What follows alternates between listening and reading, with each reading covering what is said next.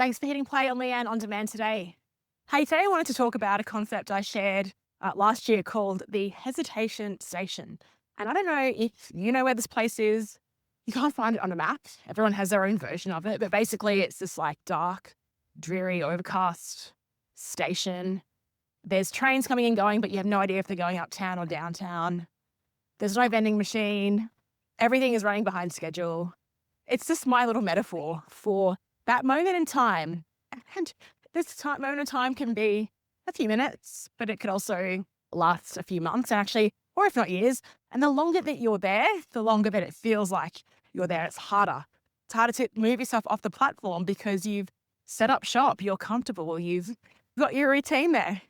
I use this as a way to describe that feeling when you have an idea and you're really excited by it, and then somehow it just doesn't eventuate.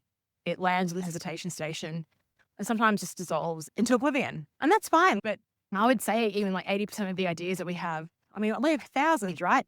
Well, I do. I have thousands and I definitely don't need to pursue all of them. But I've got to say the biggest relief in having this daily podcast is that I get to move some ideas off my iPhone notes and into reality, just as I talk about them.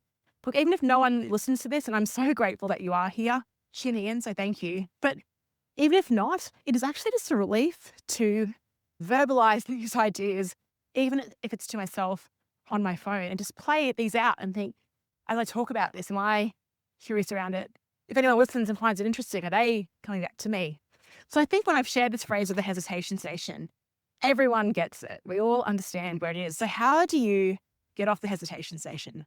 Well, a couple of insights come to mind. The first is just replaying a conversation that I shared on the show with Dr. Micah Nohouse as we were debriefing our strategy day and how she's currently at the hesitation station, but she's happy there for the moment in time. So I think that is a really good call out. Certain moments in life where so much is happening around us, and this could be outside of our business and our work, and it's actually a good time to be at the hesitation station and just be in a period of stability, even if it's uncertain stability, and wait it out.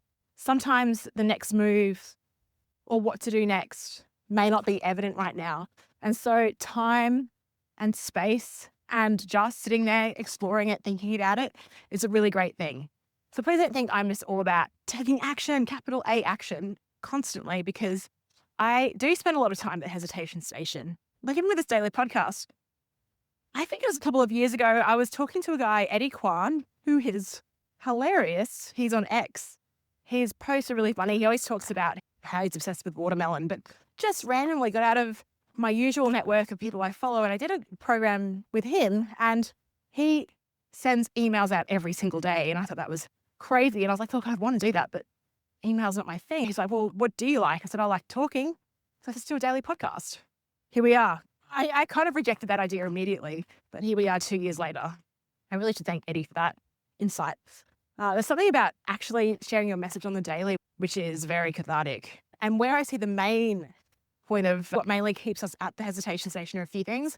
One is, I think would say number one is the fear of failure, of it not working out, of holding yourself back because at least that's safer than not giving it a go, not giving it a crack and actually seeing how this unfolded, getting, validation from the people that actually matter, which is the marketplace. It's very safe and secure, and you feed your ego, right, when you don't give it a crack. Fear of failure is a big one. Fear of judgment is part of that. Putting yourself out there, risking. I mean, this all links back to self-worth. And sometimes you just have to have this, if it's not fearlessness, if you can't channel that, it's almost like a, I don't care type ofness. I don't care what people think. It's more painful for me not to give this a crack than it is to have people's judgments. So I think that's a real one.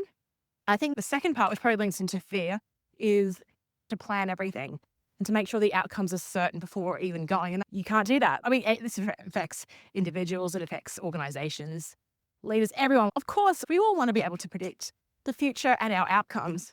Unfortunately, life isn't like that. And the best laid plans, as we know, you put them into reality, which is actually testing them out outside of your head and giving people an offer, sharing what you're up to, trying out a new project. Yeah, it's only then when you get to figure it out. It's like even when I was planning this daily podcast, like I didn't think I'd be doing episodes around music or capturing the end of walk and talk sessions that I've had with people. I didn't have those ideas. It was more about, I just thought it was going to be me talking into a phone every day. But I've realized all the opportunities that have opened up as a result of kicking this off and having that deadline of like a 1st January, a container. It's going to end at the end of the year. So it's something that I can really work towards. Third thing, I think it relates to something that came up in our corporate box coaching last Friday, was around, I need to figure out my why. And I think it relates to planning. It's like, no, you don't need to figure out your why. And I love strategy, but sometimes we can play too strategically and intellectualize way too much.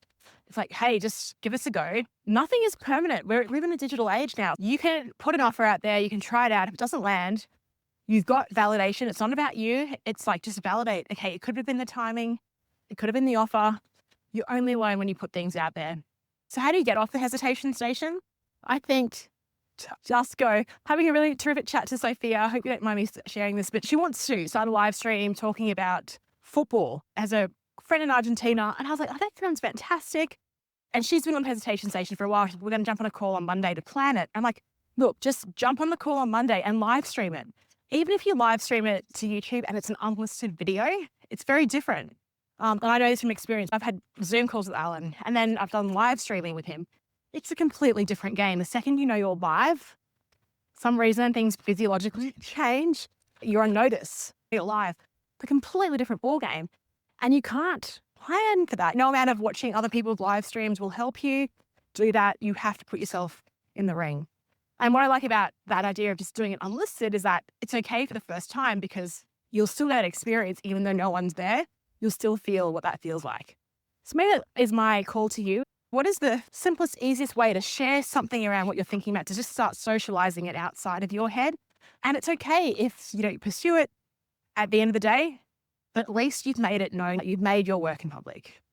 I have many other ideas on how to get off the hesitation station, which I'll be happy to share over the course of this year. If you have any specific questions though, let me know. And it goes back to that quote from Alan Weiss around, we need to stop walking around the block to get next door. Like, how do you just get next door? How do you just jump that fence and get off the hesitation station? Cool. Thanks for listening, and I'll speak to you tomorrow.